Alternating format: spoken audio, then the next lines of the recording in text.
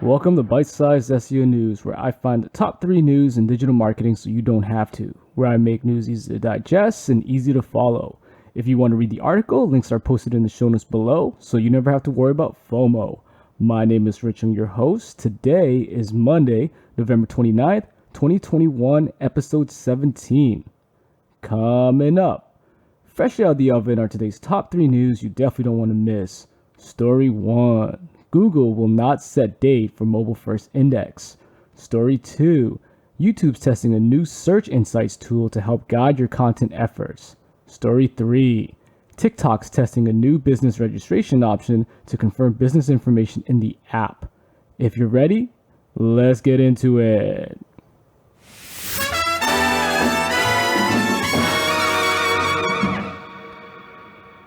In our first story, as reported by Roger Monti of Search Engine Journal, Google will not set date for the mobile first index. Google announced that the deadline for the switch to a completely mobile first index has been canceled and there is currently no date for a final switchover. Postponing the final switch to a mobile first index was done to accommodate the remaining websites that have not yet updated to a mobile friendly version. Google Mobile First Index. The Google Mobile First Index was intended to be an index of web pages that are mobile friendly to be used for ranking purposes and for search related features like the snippets. The reason for moving to a mobile first index was to better serve the majority of Google's search users who primarily use mobile devices to access Google. The problem Google was solving was the one of showing search results from websites whose desktop version that was indexed and varied significantly from the mobile version shown to searchers on the mobile devices. The problem Google was solving was the one of showing search results from websites whose desktop version that was indexed varied significantly from the mobile version shown to searchers on mobile devices. The original idea was to completely move website indexing and web page ranking to 100% mobile-friendly documents and not use the content from the desktop versions for ranking and indexing. However, that goal has been set aside for the time being, and the timeline, according to Google, is being left open-ended. The date for the switchover to a fully mobile first index was March 2021. However, that date came and went. Google cancels date for mobile first switchover. A new blog post from Google, written by John Mueller, announced that the final date for a switch to a 100% mobile first search index has been set aside, essentially canceling the launch target date for a switchover.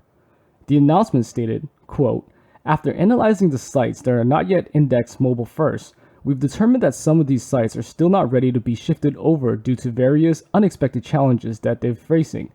Because of these difficulties, we've decided to leave the timeline open for the last steps of mobile first indexing. We thought that we could complete the move to mobile first indexing by March 2021. However, we found that some sites were facing unexpectedly difficult challenges and we wanted to accommodate their timelines. We currently don't have a specific final date for the move to mobile first indexing and want to be thoughtful about the remaining bigger steps in that direction." End quote. Google site indexing changes. Google's indexing has been in the news lately and a topic of concern and discussion on social media, with the perception being that Google's indexing has changed. The search marketing community has been concerned about search indexing for the past month, with many sharing that it has become increasingly difficult to have content indexed by Google, with search marketers from around the world sharing data that seemingly proves that Google is indexing less content. Bing announced a new crawling protocol called Index Now that promises major change to how web pages are discovered and indexed. Google subsequently announced that they will study if there are any benefits to adopting the new Index Now crawling and indexing protocol. Mobile first search index postponed.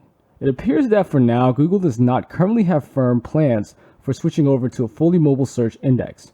Google did not share statistics for how many sites have failed to develop a mobile-friendly web presence, but it must be a significant number for Google to resist leaving those websites behind in a move to a mobile-first index. If you'd like to get some more information, check out Roger's article in the show notes.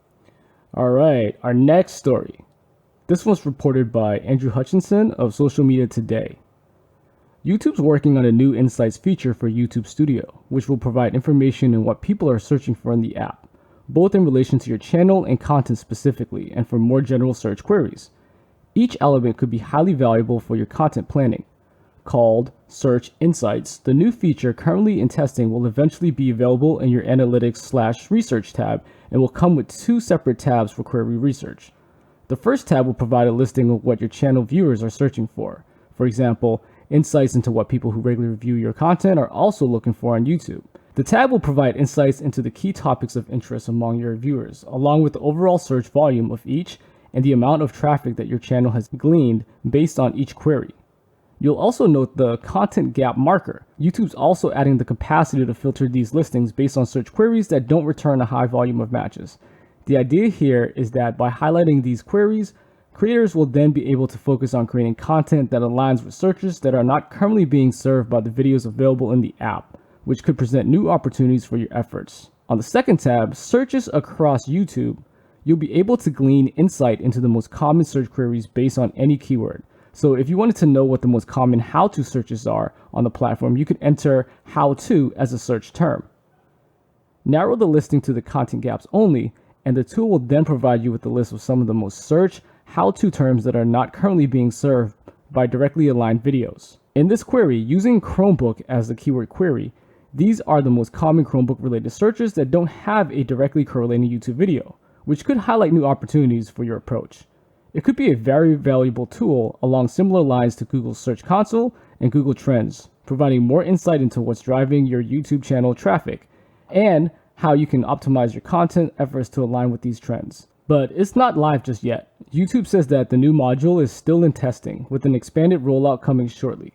Definitely one to look forward to for YouTube marketers. If you'd like to get some more information, check out Andrew's article in the show notes. Our final story for today, this one's also brought to you by Andrew Hutchinson of Social Media Today. TikTok's taking the next steps in its growing e-commerce push with a new business registration option that will enable brands to list their business category on their profile, while also giving them early access to new business features. Shared by social media expert Matt Navarra, some TikTok business profile managers are now able to access the new business registration option in their business suite settings. As TikTok explains, this is not the same as a verification badge in providing an extra level of assurance and authority about your business identity. But by registering your business through this process, which requires the user to enter various additional company details, you can then display your business category on your TikTok profile, which will provide another way for TikTok to both gather data about business users while also categorizing pages into different segments in the app. That could help in the next stage of its e-commerce listings by better highlighting different businesses and showcasing them to relevant users. It could also help to communicate what your business does and make it easier to drive purchase action from profile visitors. E-commerce is the next big step for TikTok.